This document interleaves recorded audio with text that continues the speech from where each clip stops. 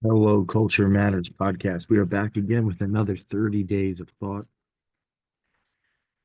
If you haven't listened to the podcast Consistency on the Culture Matters podcast or the episode 675, my word for 2025, intensity, I want to urge you to go listen to those two podcasts after this episode. Today, we're back with 30 days of thought. And I'm picking my head up, looking around the cubicles. No one's here at 6:57 a.m. in an airport, North Carolina, and the the first thing I'm thinking about is, am I too loud? Is somebody listening? Am I gonna, if you're on YouTube, go on YouTube, Jay Doran, you can see the video. Nobody's here. And the thing I'm worried about is, am I causing a scene? Is somebody listening? The reason I bring that up is maybe somebody out there that's listening resonates with worrying or being concerned with others' opinions, others' judgments, others' criticisms that could potentially stop you, like it has me, from doing what you desire, from what you want to do, from what you've committed to yourself that you would do. And within reason, of course, it might help us not to listen to that voice of doubt or that voice of concern of what others may think, or even the feedback that others may give us based on their own subjective experience. And who do we listen to, and when do we listen, and when do we shut it off? And this is part of maturity, and part of growing up, and part of discovering our identity, and developing a clarity around what we believe and what we don't, what we stand for and what we don't. And 30 Days of Thought, which on page 100 is a tool to help us do that, to help us cut and clarify and increase our self-awareness, self-understanding, test ourselves, test our knowledge, test our knowledge of ourselves. And today we're talking about lonesome of all excerpts. Is there inevitable loneliness in separating from the crowd and charting our own path? And is there a connection between loneliness and worrying about what others think?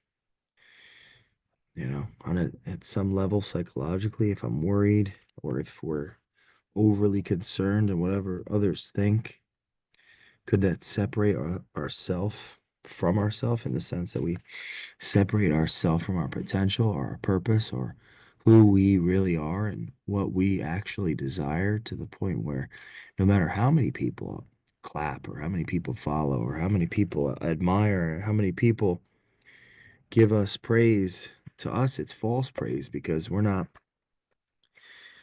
living our authentic self. We're not following the that little voice in our head. We're not doing what we believe we must. We're not following our destiny. So in turn, we will be lonesome. Or the other side of it are, the entrepreneurs that's, they've charted their course. They've drawn the line in the sand. They've decided to do what they want, not to listen to the crowd. Is there loneliness in the decision to pursue one's purpose, to pursue one's destiny, in the sense that there's a subjectivity, there's an individuality to destiny, to that little voice in our head. If it's really ours, is it unique to us? And are the consequences of following one's destiny loneliness and lonesomeness? So here's excerpt, lonesome, 30 Days of Thought. Pick up your copy to read, to think, write, to develop. there's writing inside of the book right here. My thoughts from the last time I read this excerpt and wrote to think, to develop. So, and I've got new notes from preparing before reading through it to share with you. So this book is continually stretching and growing, and and just the very fact of doing it and doing it in uncomfortable situations like today, where I'm still like overly concerned. Is anybody around? I'm bothering or something like that. It's like metaphor for my life. Am I gonna walk on eggshells? Am I bothering everybody? You know, what about my destiny? What about my purpose? Am I gonna step into that purpose? I'm gonna keep, um, you know, pussyfooting around other people's dreams and aspirations, not wanting to upset the apple cart. Here it is. The weight of the world weighs down on my shoulders, and every moment of every day, the tasks at hand fill my mind. A faint whisper of could be and should have slithers into my earlobes from my own negative thoughts, bombarding my soul. As the hours drag on and the day passes, it gets harder to subdue my demons. I I feel filled with inner callings of fear, doubt, and restless thoughts of lonesome. Yet all I have now is a sharp blade of freedom due to my pen. The ability to choose in my current state presents two questions. Will I run and hide, or will I cut through my fears? Can I rely on my courage in times of self reflection, or on the contrary, doubt? As I ponder, I submit that the outcome of my decision is what matters most to me. Fame, glory, respect, and admiration will constantly cloud my mind, so much that I will get ahead of myself. I am my own worst enemy, and any facts that make me seem righteous, true, and courageous are but a travesty of my character. And due to the clarity of my pen, I cannot lie to you. I am a faker and a fraud. I am just the opposite of what I appear to be. Therein lies no heroics, no courage, no steadfast righteousness, no commitment, but only pride and entitlement. I am one to conjure up falsehoods to please only myself, and for that I am but a lonely man, and I take responsibility. Damn, that is like painful, painful to read because it's so true. It's so true. So, a faint whisper of could be and should have. I wrote this on there's this in Maps of Meaning, actually there's a great um, diagram there. It's repeated and repeated. It's like there's what is and there's what could be, and then sometimes it says should be, and there's what is and what we're striving for. And I added another circle, and then of course, life is in between that. Anxiety and hope we battle, and there's meaning in the suffering, and meaning in the conflict, and meaning in the relationship we have with, like, by, with, and through others, and through the world. That I wrote here because there's could be and should have. Should have, if it should be, is in the future. Should have can be in the past. Now, could have, in but the difference between should have and could have. Should have is like I'm dwelling on the past. I'm dwelling on the past. Should have, instead of should be, like I'm gonna do something about it. The future is mine. I can I can make a difference in the future. I can choose not to do things moving forward and choose to do things moving forward and have discretion over, that even if it's a feeling of freedom, there are consequences to my actions, there are consequences to my inactions. Should in the future there's something constructive and powerful about that. Should have in the past there's something debilitating in the absence of reflection. And the question that what I separated was like, should have is that dwelling in the past? Could have seems like could have. There's a difference between dwelling and reflecting. Dwelling is like self-contempt, self-pity, stuck and just repeating something negative of the past and being stuck in like almost like in quicksand or in a swamp where you can't pick your feet up. So therefore a natural thought would be don't think about the past. Like we see this in self-help. Many gurus and subject matter experts might tell us forget the past or don't think about it or avoid, it's not real or but it is real. Like it's part of our because we live in the future, the past, and the present. We're all of it. We're we're an accumulation of all this energy, and we're a projection or a potential projection into the future. So it's like could have things could have gone better if there's a degree of self-awareness, responsibility, learning. How are you supposed to defeat the past if you don't learn the lessons of the past so that repeat them in the future if you don't actually want to repeat them? But and how do you avoid because what's interesting about mistakes in the past is human beings tend to repeat them in the future if they don't learn the lessons or it's like you model the negative the victim models the negative behavior of the tyrant that made them the victim in the absence of reflecting and embracing the past and drawing lessons and wisdom to move forward in the future. And it's like on a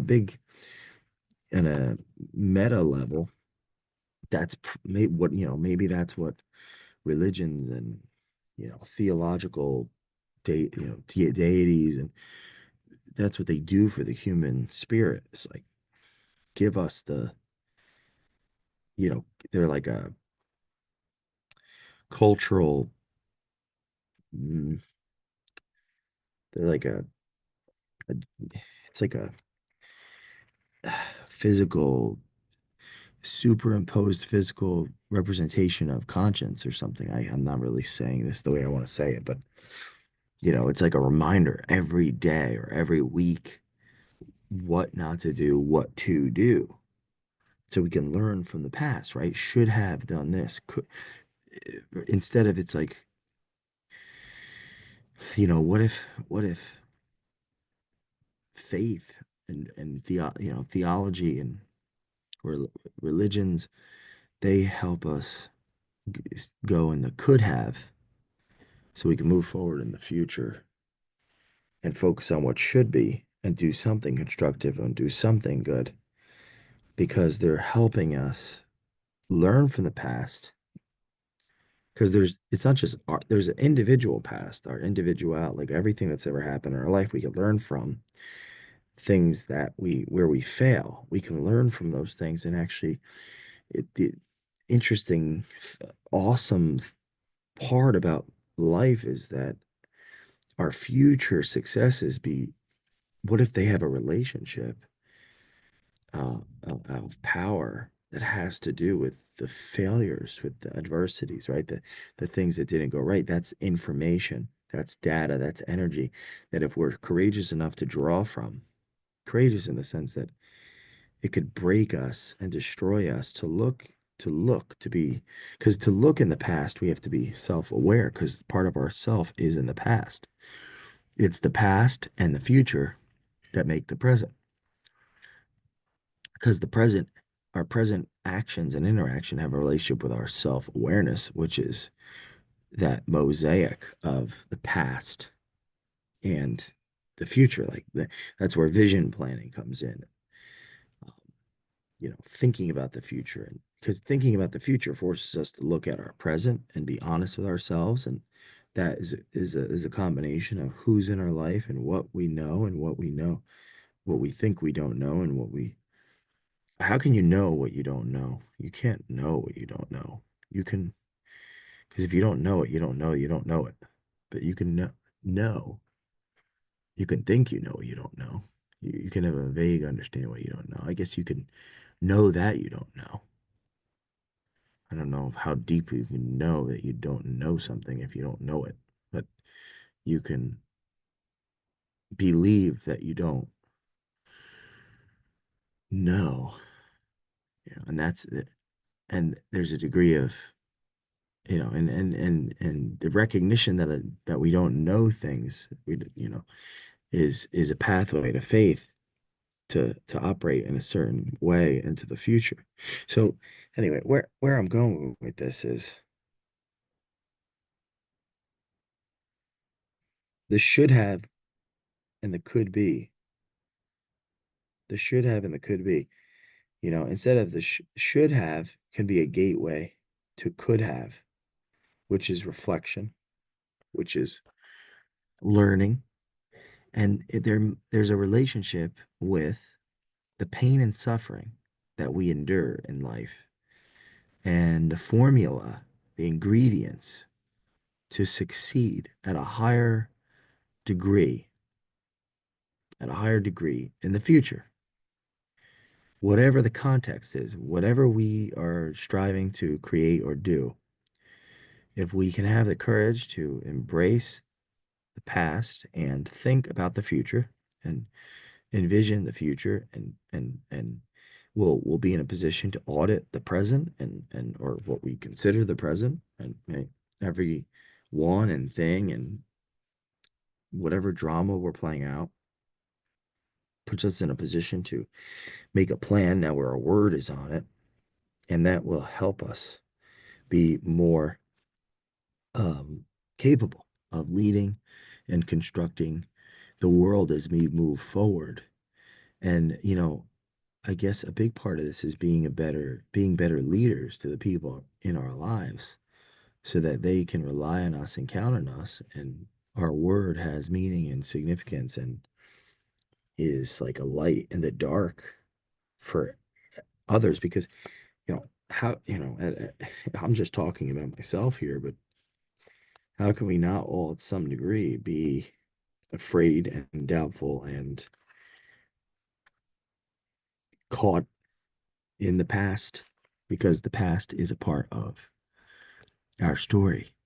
And I don't think the answer is just avoiding it or changing it, because people say to do that. And that doesn't seem like the right thing to do. And to me, it doesn't seem like the right thing to do. So I'm attempting to figure out with you what is the right thing to do.